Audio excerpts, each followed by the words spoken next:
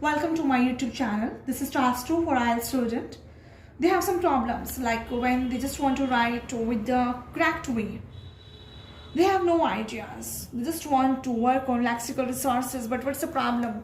So here you can see this is my idea and I just want to share with you. आज का mixture रहेगा Hindi English का because students require कि ma'am Hindi में बात करो. Don't worry, my Hindi is also good.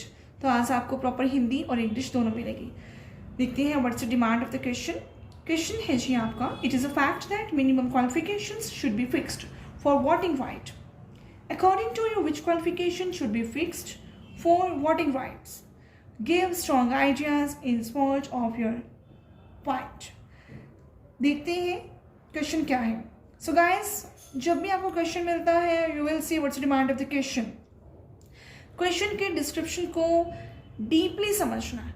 Deeply के लिए मैं आपको एक अपनी नई वीडियो बनाऊंगी. अभी मेरे माइंड में आ गया है, as I just want to tell you कि जो मैं अपनी क्लास में यहाँ पर बोर्ड पे बच्चों को देती हूँ, ठीक है, सेकेंड वीडियो आपकी वो आएगी. बट मैं बड़ी डिसअपॉइंट हूँ बिकॉज मेरे यहाँ पर 1400 सब्सक्राइबर्स हैं, but they are not sending their reviews and comment also. We just want to motivate also. आपकी तरफ से हम और मोटिवेट होंगे तो कुछ ना कुछ वीडियोस बनाएंगे. इवन मैं बहुत मोटिवेटेड हूँ पहले ही, but I just want to make something new for you. चलिए स्टार्ट करते हैं. क्वेश्चन क्या कहता है हिंदी में समझते हैं. मिनिमम क्वालिफिकेशंस, जो इसकी मिनिमम क्वालिफिकेशंस होती हैं वो क्या होनी चाहिए? Should be fixed. किसके लिए? For voting rights. जो वोटिंग राइट है उसकी क्या होनी चाहिए? Minimum qualification should be fixed. एक फिक्स कर दो, निर्धारित कर दो. अकॉर्डिंग टू यू, आपके according which qualification should be fixed? आपके अकॉर्डिंग कौन सी क्वालिफिकेशन फिक्स होनी चाहिए? फॉर किसके लिए? वोटिंग राइट्स के लिए. गिव स्ट्रॉन्ग आइडिया, और अपना ओपिनियन देंगे, इसमें आइडियाज देंगे अपने, and strong of your point, अपना पॉइंट बताएंगे. क्वेश्चन क्लियर है आपको? क्योंकि क्वेश्चन में क्वालिफिकेशन की बात की किसके लिए? फॉर वोटिंग के लिए. फर्स्ट ऑफ ऑल, वोटिंग मतलब that is a fundamental right which is totally mention in your constitution. आपको पता है, वो आप लोग बुक्स में पढ़ चुके हो. अब फंडामेंटल राइट क्यों होते हैं? See, we have the 6 fundamental rights. आप लोगों ने बुक्स पढ़ी हैं, फ्रॉम 5th से हमें अपने फंडामेंटल राइट्स बताए जाते हैं. सो वोटिंग भी एक फंडामेंटल राइट में ही आता है. फंडामेंटल राइट होता है मौलिक अधिकार. By that we can elect to anyone as per our choice, right. Second point रहता है bitter reality plus illiterate. Definitely ये एक बिटर रियलिटी है कि लेस क्वालिफिकेशन पूछे कि मिनिमम पूछे, मतलब एक निर्धारित हो जाए, उसके बाद ही वो चूज करेंगे वोटिंग के आधार पर अपना रिप्रेजेंटेटिव. अभी जब भी आपको क्वेश्चन आता है you will think in why. जब तक आप वाई में क्वेश्चन नहीं सोचेंगे you can not get the proper answer. Bitter reality for what? Illiterate people है डेफिनेटली. थर्ड पॉइंट में जाएगा. मैं आपको यहाँ पर कुछ पॉइंट दे रही हूँ, then after that you will see कि लिखने का वर्जन क्या है. Number 3, can not choose proficient representatives. अब आप लोग क्या करते हो? आप लोग रिप्रेजेंटेटिव तो लिखते हो, बट उसमें हमने क्या देना था साथ में? Proficient. We require some good vocab. ठीक है जी. They are not awakened to political issues. वो अवेकेंड नहीं है किसको लेकर के? पॉलिटिकल इश्यूज को लेकर के. ठीक है.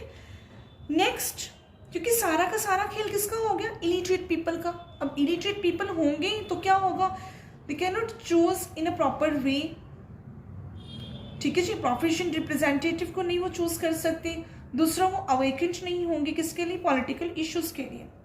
Less experience in the selection of main candidate. अब उनको क्या है? उनको एक्सपीरियंस ही नहीं है कि which kind of candidate they require for the country. और इस केस में क्या होगा? Country will be also destroy ना. Country will be part of the destruction be mentioned in legislation. अब लेजिस्लेशन क्या होता है? दैट इज ऑल्सो योर कानून व्यवस्था. Right to vote. अब लिखने का देखेंगे थोड़ा सा which kind of points we have for you. Right to vote is one of the fundamental rights in almost all the democracies. If they're asking about the voting right, that is a part of the democracy, right? ना. Second में हमने आपको बोला था bitter reality. It is bitter reality that nation would be less strong and the majority of people in developing countries is illiterate. It's a truth ना. इसका मतलब क्या है स्टेटमेंट का? ये एक बिटर रियलिटी है, कड़वा सच है कि जो नेशन है, राष्ट्र है, वो क्या हो जाएगा? कम स्ट्रॉन्ग होगा वो. And the majority of people क्या है?